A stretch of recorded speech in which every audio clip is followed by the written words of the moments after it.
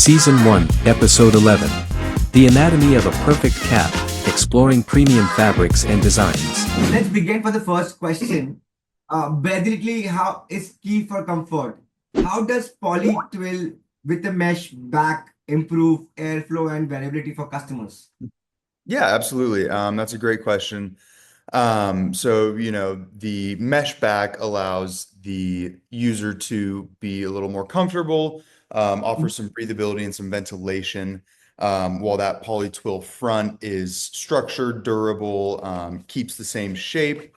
Right. You've got hats like the Richardson 112 that are going to be awesome examples of this mesh Right. back trucker that are super popular, super versatile.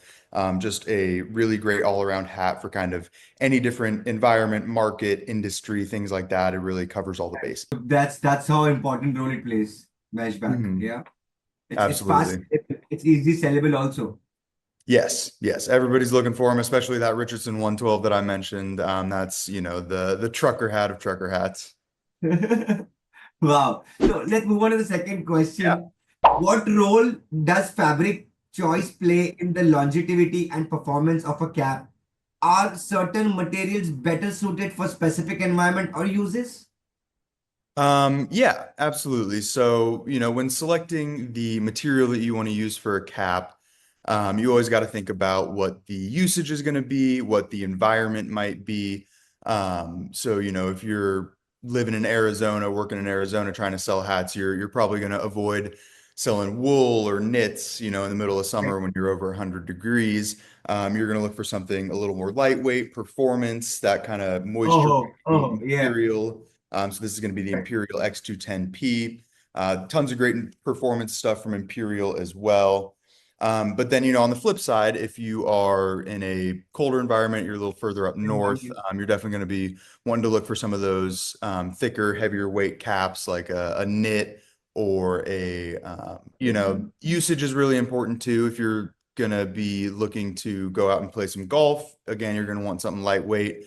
But if you're looking into workwear, things like that, that's when, heavier canvas materials like dry duck, with their wax coated canvas, kind of that heavier, more durable material is gonna come into play. Okay, that will save the person also with the weather as well. If he chooses the very heavy one, it will save him from the winter season. That's Yes. what you. Okay. Okay. Yeah, exactly. The third question regards again to your cap. How have headwear trends evolved over the years, and what are the most popular cap styles and material in 2025? Yeah, so headwear trends have definitely evolved. And one thing that we see is that they are kind of cyclical. Take the 5-panel rope hat that we have been seeing recently, for example. So this is the Imperial Imperial one, yes. 54. So that 5-panel with a rope trend has been super popular the last few years, but it's something that has, been popular before in the past. And then in the last 5 to 10 years, it's been a very popular look, especially with those Imperial styles. The 5-panel with a rope, I think is going to be around to stay. Everybody's really loving it, loving the way it looks, the way it fits. There are so many different variations that you can do with such a simple design. So it's a really great, trend moving forward. Another trend that we're seeing is the revival of the two-tone with the natural crown cap.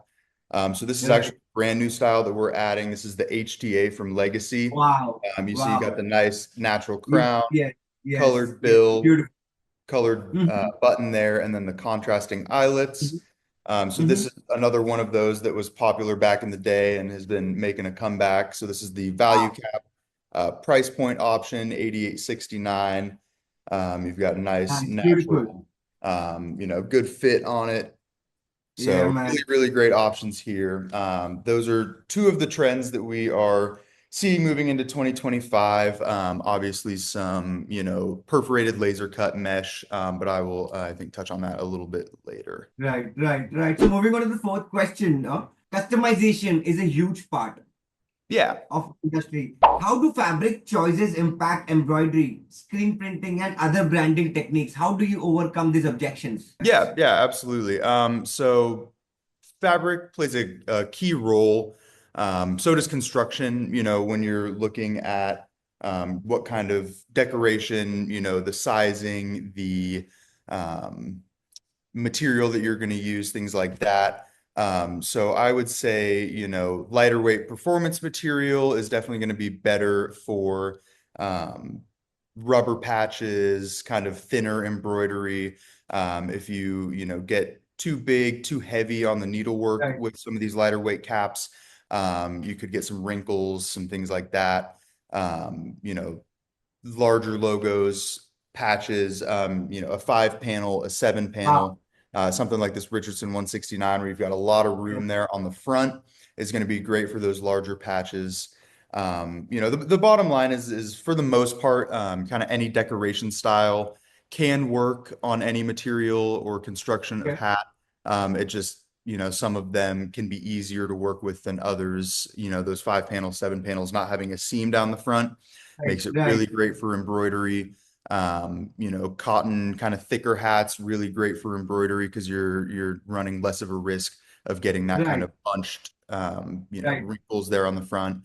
But that's kind of as much as I feel that I can put into it because at Sportsman Cap and Bag, we don't do any decoration. We just sell the blank products. I just Right. have I a, heard. a I little have a bit of knowledge discussion. from Yeah. my time in the industry.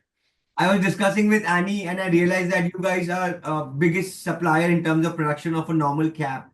You don't sell one cap, you sell like 50, 100, a Yes, bunch. yeah, absolutely. So Sportsman Cap and Bag has definitely evolved since the start. It's been going up and up.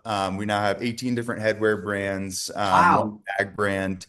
We import from, all those different factories, and then we sell through our distribution network that has 17 different locations nationwide.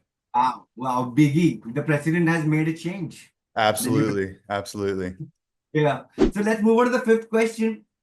What what next is in premium headwear design? Are there any innovation in fabric technology or sustainability efforts shaping the future? Yeah, yeah, absolutely.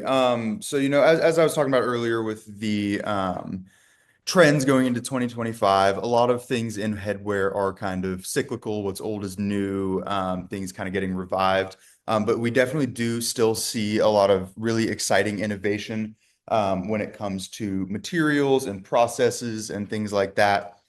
So, looking into materials and construction, what we're seeing are these laser cut mesh back Wow. hats. So Mm-hmm. it's, constructed of all one material, but they just Nice. have nice, fine, um, Beautiful. Finely done. vented holes in the back to help with breathability. Brands like Richardson, Imperial has got some great Yeah. options as well. I know a few others. I just can't think of them off the top of my head. So that kind of is a new innovation that we've seen in the last couple of years that I feel Wow. like is more than just a fad. That's going to be kind of around to stay. I think it looks super clean, has a really good function to it. So Right. I think those laser cut hats are going to be around for the long haul. Another trend that we are seeing as people are getting more environmentally conscious is looking Yeah. into sustainable materials.